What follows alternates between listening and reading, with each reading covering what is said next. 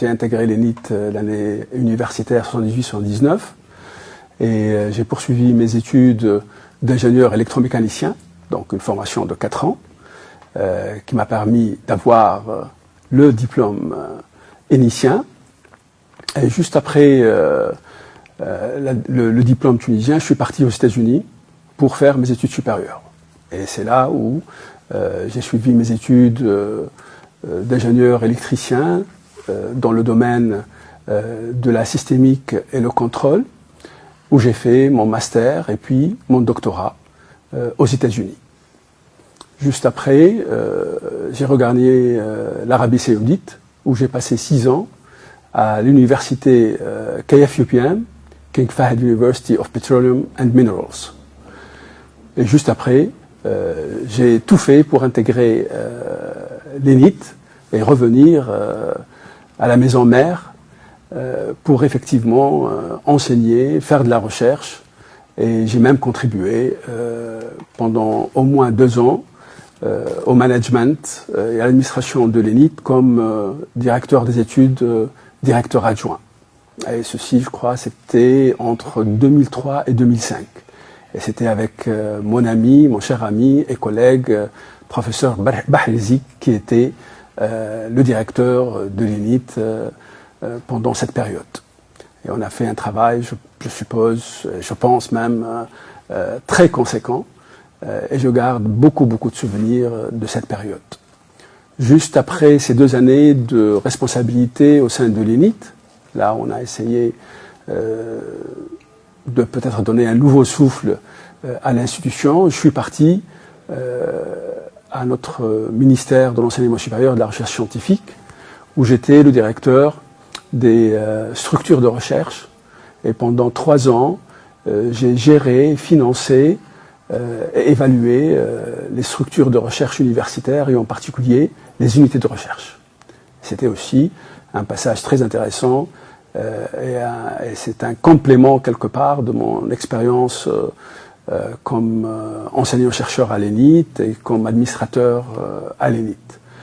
Après ces 3 ans de directeur des structures de recherche, j'étais le directeur fondateur de la direction des écoles doctorales. Et ceci entre 2005 et 2007, où j'ai eu la chance, je dirais même l'honneur, d'être l'architecte derrière les écoles doctorales en Tunisie. Effectivement, avant cette période-ci, la Tunisie et les études doctorales se basaient sur un texte de 1993, mais sans nécessairement avoir une structuration organique, liée organiquement à la structure administrative et académique de l'université. Et c'est pendant ces années-là, avec mes collègues présidents d'université au sein du ministère, que nous avons pu concevoir les politiques et les textes nécessaires pour effectivement lancer les structures des écoles doctorales. Et quelque part, ce projet était le couronnement de la structuration des universités tunisiennes, à l'image bien sûr des institutions internationales et suivant la philosophie et le processus de Bologne que nous connaissons ici en Tunisie comme étant le programme LMD, licence, master et doctorat. En 2009, j'étais appelé à diriger la direction générale de la coopération internationale au sein du même ministère, le ministère de l'enseignement supérieur et de la recherche scientifique, où j'ai passé 4 ans comme le directeur général de la coopération internationale. Et j'ai quitté le ministère en 2013, c'est-à-dire 10 ans, quasiment 10 ans d'expérience administrative. Et je suis revenu de nouveau, bien sûr, à l'ENIT, à mon laboratoire, l'unité signaux et systèmes. De retour alors à l'ENIT en 2013, après une expérience de 10 ans à l'administration tunisienne, Et avec bien sûr la révolution de 2011 et la transition que nous vivons et que nous continuons à vivre, une transition difficile. Et aussi, nous avons entendu pas mal de critiques concernant l'élite tunisienne et son rôle dans la réussite de cette transition. Je me suis posé un peu la question qui est la suivante. Que peuvent faire les universitaires, les professeurs universitaires pour effectivement apporter de l'eau à ce moulin tunisien qui n'arrive pas vraiment à s'en sortir et essayer d'aider d'une façon ou d'une autre cette transition démocratique.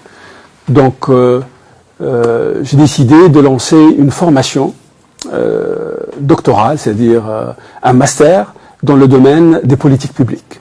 Et en particulier les politiques publiques dans le domaine des sciences, technologies et innovations. Comme nous sommes une école d'ingénieurs, on a lancé un master qui s'appelle Engineering and Technology Policy. Donc la motivation principale de cette nouvelle formation, qui est entre, si vous voulez, les sciences de l'ingénieur et les Sciences Po, qui est une première aussi en Tunisie, était de former des jeunes qui avaient un background d'ingénierie dans les politiques publiques, en particulier les politiques concernant les sciences, technologies et innovations, pour aider l'administration tunisienne, les instances tunisiennes en général, et même les grandes boîtes privées, à concevoir et à développer des politiques et des stratégies pour impulser la science, la technologie et l'innovation. Comme nous le savons tous, aujourd'hui, le développement ne peut se faire qu'à travers le levier principal qui est celui des sciences, des technologies et de l'innovation, sachant aussi que la Tunisie n'a pas vraiment de ressources naturelles. En fait, les seules ressources naturelles de la Tunisie, c'est la matière grise, en particulier de ces jeunes. Et nous avons voulu, avec ce nouveau programme, effectivement, former de nouveaux experts, de jeunes experts dans le domaine de la décision publique, des politiques publiques et des stratégies publiques. Et le programme a été lancé en 2015. Le programme aujourd'hui est à son 3e cohorte et nous sommes vraiment très contents des résultats que nous avons obtenus jusqu'à présent, malgré les difficultés que nous avons pour effectivement faire tourner cette machine, cette nouvelle machine, dans les conditions que nous connaissons tous. Non seulement ce programme, il est conçu pour la Tunisie, mais même on a pensé à la région et même au continent. Parce que mon expérience sur le terrain, soit localement, soit dans la région, m'a montré qu'il y avait un manque incroyable d'experts dans le domaine des politiques publiques en général, mais en particulier des politiques dans le domaine des sciences, technologies et innovations. En lançant ce projet, l'UNESCO a entendu parler de ce projet et a voulu nous aider pour démarrer. Et effectivement, on a fait une conférence là où l'UNESCO a invité une trentaine d'experts internationaux dans le domaine pour nous aider à peaufiner, si je peux dire, ce programme et apporter leurs aides dans l'enseignement, la recherche et même la conception du cursus. Donc, après cette conférence avec l'UNESCO, qui s'est très bien passée, nous avons lancé le projet. Et comme je l'ai déjà dit, le master maintenant est à son 3e cohorte. Entre-temps, l'UNESCO nous a sollicité pour déposer un dossier d'une chaire UNESCO dans la même problématique, c'est-à-dire les politiques dans le domaine des sciences, technologies et innovations. Nous avons déposé un projet, ce projet-là qui est évalué par l'UNESCO et des experts internationaux, nous a octroyé effectivement la chaire UNESCO dans le domaine des sciences, technologies et innovations, dont je suis aujourd'hui le directeur. Donc cette chaire UNESCO, quelque part, est un couronnement d'une dynamique qui a commencé depuis 2011 où j'ai lancé une association qui s'appelle The Tunisian Association for the Advancement of Science, Technology and Innovation. Cette association avait pour but, avant tout, participer dans la dynamique de transformation et de transition tunisienne, mais aussi pour aider le gouvernement et l'État en général à concevoir et à analyser les politiques dans le domaine. Donc, comme vous voyez, c'est une dynamique qui a commencé depuis 2011 par le lancement de l'association, puis le lancement du master, et aujourd'hui, la chaire UNESCO qui, quelque part, essaye de chapeauter le tout avec une vision qui se veut une vision dans l'espace et dans le temps, dans le sens que cette dynamique, c'est pour la Tunisie, c'est pour la région MENA, ainsi que pour le continent africain. Donc ça, c'est la dimension espace, mais aussi dans le temps, dans le sens où nous voulons, dans les années qui viennent, peaufiner davantage et adapter davantage ce master, cette dynamique académique, soit en termes d'enseignement et de formation et de développement de capacités, soit aussi dans sa dimension de recherche, dans ce nouveau domaine.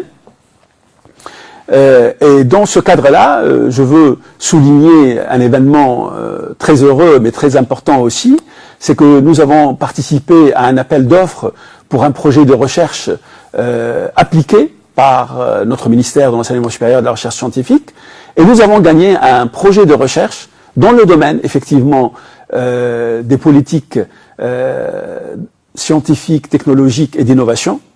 Et c'est quasiment une première à l'ENIT et en Tunisie, où des universitaires appréhendent effectivement, avec les outils de la recherche, avec des outils rigoureux de l'ingénieur et autres, et des sciences humaines et sociales, pour comprendre,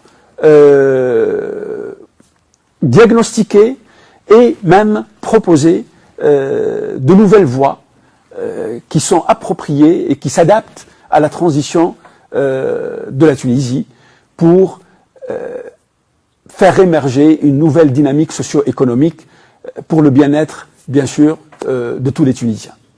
Donc, cette dynamique nous a aussi permis d'inviter d'autres universitaires, en particulier dans notre université, l'université de Tunis-El-Manal. Et aujourd'hui, le master est en phase de reformulation pour que d'autres institutions de l'université de Tunis-El-Manal soient impliquées et apportent leur savoir-faire, apportent leur capacité pour faire de ce master un master au niveau de toute l'université et non pas seulement au niveau de l'ENIT. Et pour nous, c'est une première parce que quasiment tous les diplômes que nous avons dans nos universités en général et en particulier à l'UTM sont des diplômes institutionnels. Bien que nous avons la possibilité d'avoir des co-diplomations avec des instances et des universités à l'étranger. Mais malheureusement, on n'est pas capable d'avoir des diplômes entre institutions dans la même université tunisienne. Et ça, c'est un paradoxe sur lequel nous travaillons, au fait, dans ce projet de recherche. Mais on ne voulait pas que cette initiative reste seulement sur le plan théorique. Nous avons voulu l'appliquer sur le terrain et nous avons invité 2 institutions de l'université de Tunis-El-Manal pour contribuer à ce nouveau master et pouvoir concevoir une formation et par conséquent un diplôme qui soit porté par les 3 institutions et pourquoi pas porté par l'université elle-même. Et là, j'ouvre une petite parenthèse pour vous dire qu'aujourd'hui, malheureusement, un des grands manquements de nos textes régissant le fonctionnement des universités, c'est que l'université n'octroie pas de diplôme, ce qui est une aberration universitaire, je dirais, parce que de par le monde, c'est effectivement l'université qui octroie les diplômes et non pas les institutions et les facultés qui y appartiennent. Donc voilà un peu l'itinéraire qui nous a amené à avoir cette chaire UNESCO qui, encore, je le dis, est une reconnaissance par cette institution onusienne. Et en fait, c'est la seule institution onusienne qui s'intéresse aux sciences, d'accord? Il y a seulement 600 chaires UNESCO dans le monde, de par le monde, et nous avons 6 chaires UNESCO en Tunisie. Et on aimerait bien que ce nombre de chaires UNESCO en Tunisie se développe pour inciter une dynamique d'excellence et pour donner plus de visibilité à nos institutions et donner même à notre formation, à nos diplômes, à nos universités, à notre système de formation universitaire et la Tunisie, une image qui est à la hauteur de son expérience et de son rayonnement. Alors, il faut bien essayer de se rappeler certaines expériences et mon vécu avec mes amis ici à l'ENIT. Je me rappelle peut-être de 2 ou 3 petites choses que j'aimerais bien partager avec vous. La première, c'est effectivement, j'étais toujours un fan de la musique généralement, de la musique pop, rock, généralement la musique américaine. Et quand j'ai débarqué ici à l'ENIT, je me suis rendu compte qu'il y avait un club musique. Et je suis tombé à pic parce qu'ils allaient avoir les élections pour élire le petit comité de direction ou bien d'animation de ce club. Et je me rappelle très bien, le jour des élections, il y avait pas plus qu'une trentaine ou quarantaine d'étudiants qui nous ont élus, moi-même, Madame Mariam Jaïden et Madame Zbeida Bergaoui. Donc, et nous trois, on s'est partagé un peu les tâches pour que Zbeida Bergaoui présente un peu la musique engagée, Mariam Jaïden de la musique classique, et moi-même, fan de la musique américaine et un peu de tout, j'ai pris cette responsabilité. Et on s'est rendu compte, juste avant de commencer nos activités, qu'au fait, le club musique, malgré un équipement musical de haute fidélité, était plein de tables où les étudiants venaient pour jouer les cartes, boire leur café et fumer, peut-être avec un petit fond musical, et puis ça s'arrêtait là. Et pour nous, on pensait que il fallait vraiment réaménager l'espace pour que cet espace devienne un auditorium, pour que les élèves, bien sûr, puissent apprécier la musique et avoir un petit échange culturel convenable. L'ENIT, la doyenne des écoles d'ingénieurs. L'image qui me vient à l'esprit quand je pense à l'ENIT et quand on me parle de l'ENIT, il y a beaucoup d'images qui me viennent en tête. L'ENIT, c'est quasiment ma deuxième famille, c'est là où je passe le plus de temps. Mais l'image qui me vient en tête, c'est quand on a une heure creuse, et comme il n'y avait absolument rien tout autour pour aller passer cette heure creuse, on se rassemblait devant l'ENIT, sur le gazon, surtout quand il faisait beau, et on papotait ensemble, et c'était une ambiance vraiment extraordinaire, là où on explosait de rire, et on pouvait bien sûr se chamailler de temps à autre, et je pensais que ces moments-là resteront toujours gravés dans ma mémoire.